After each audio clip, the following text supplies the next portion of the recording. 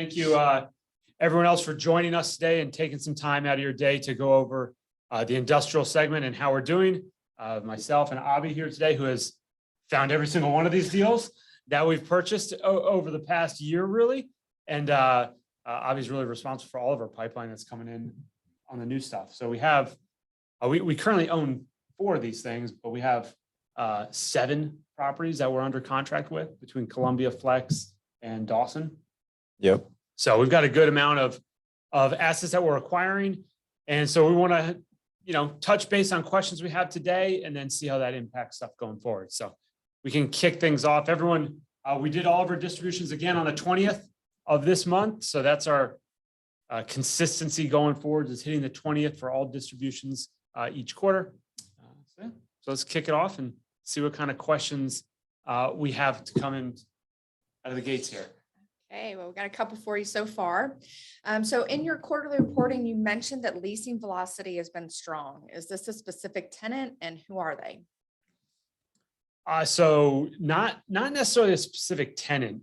We currently have 6. We had 6 vacant spaces kind of in the first quarter, and we have leased almost all of that and are under negotiations on every open space we have. So we don't have any space that's not in the process of being leased. Once we agree to something, it still takes a little bit of time to get from the LOI to a signed lease. But the users are, there's nothing super consistent about them. We have everything from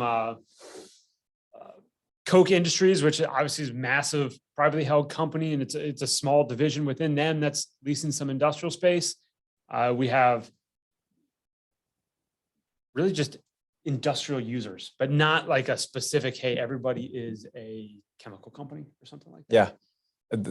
The users who did not need a warehouse space now are trying to lease so they can store stuff because of all the supply chain issues.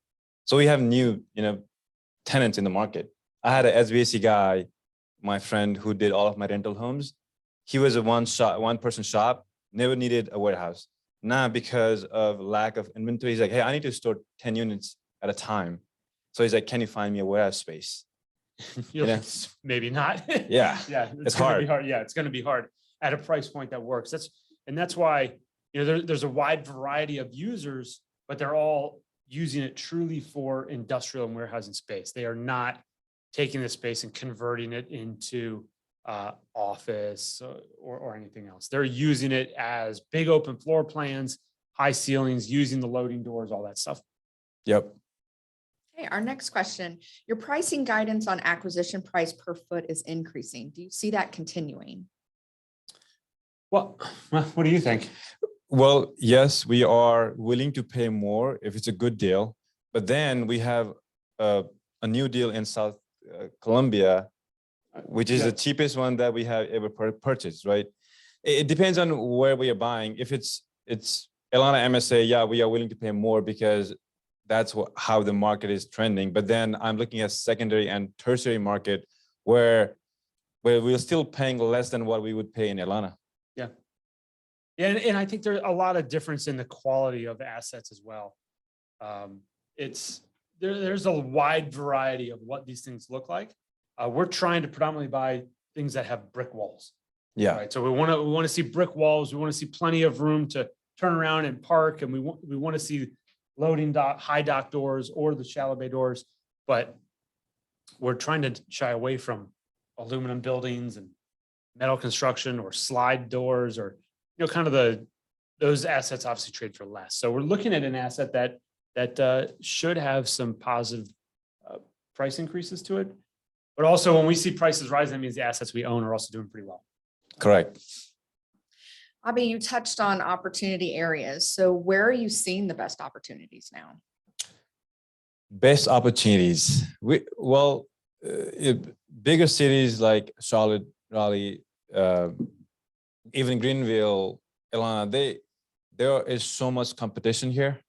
Everybody wants to buy in this market. So there are opportunities, but it's hard to compete with bigger groups and other groups. So right now I'm trying to focus on maybe secondary markets where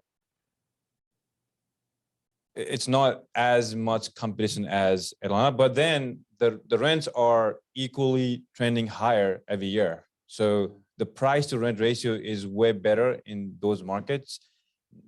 We still want to buy in premium locations with all of the fundamentals there, rent growth, population growth, less supply and all that. But I think we're trying to look a little bit outside of big cities now.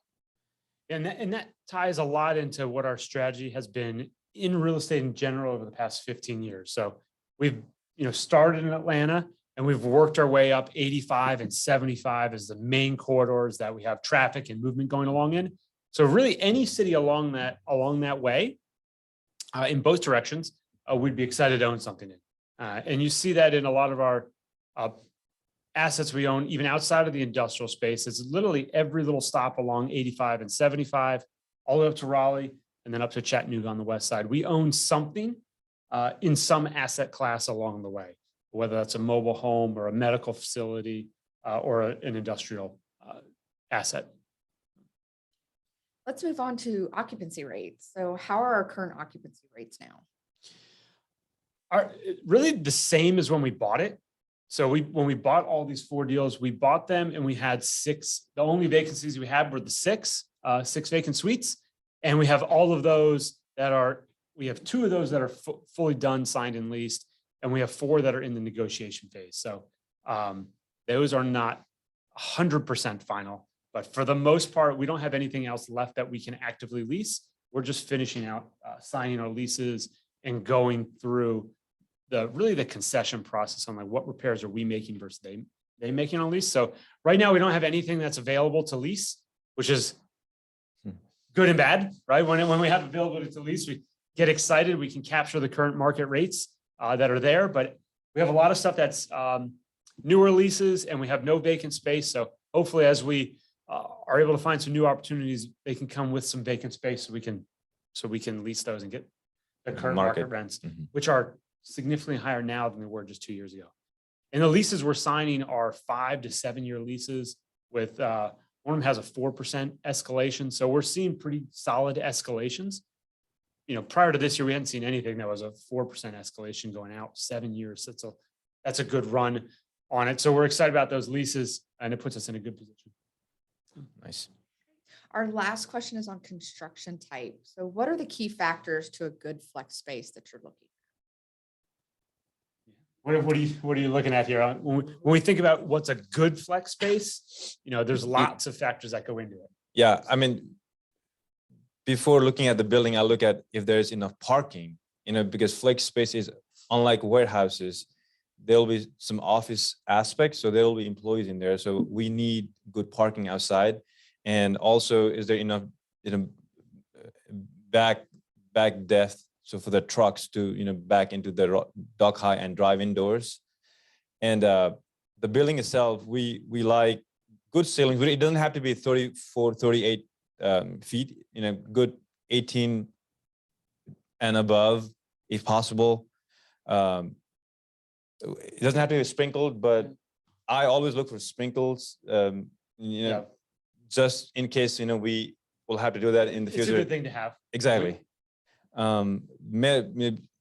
Either concrete or masonry built.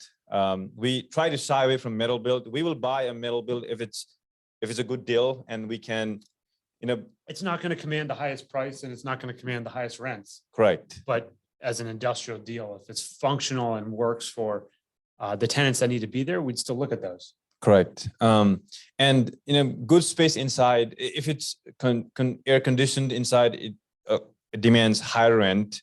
We will love to buy those that are already built that way. So that's typical flex. I mean, it's not complicated buildings, just warehouse and office. Yeah, and I think the ceiling height, right? So a lot of the new stuff that's being built has these 30, 40, 50 foot ceilings. You have super high ceilings because they're making such a big facility and the automation and the equipment they have in there. That's just not what our users have. Yeah. So 18 feet is really, most of our users are, they've got a forklift and there's only so high you're going with a forklift. Yeah, they would not pay premium for, top ceiling. Yeah, 30 feet is not going to get us any more rent Exactly. than 18 feet because that's basically just dead space once you get that high Yeah. in these assets. Yep. So, Once we expand into bigger spaces, then we will probably look at Yeah. ceiling height as one of the primary factor. and that's like once you get over 100,000 square feet, or you have a really big single tenant. Even, I mean, Columbia, we're buying deals that are over 100,000 square feet, but they're divided up into smaller bays. So having an industrial sized unit that's, call it 8,000 square feet, but 40 feet high, Yeah. it's like, wait a minute, this is not the dimensions that they need to be using. Correct. So, Well, thank you guys so much for your insights. Those are all the questions that we have for you right now. So thank you again for joining us, and we hope you enjoy your day. Thank all you. right, thanks, everyone.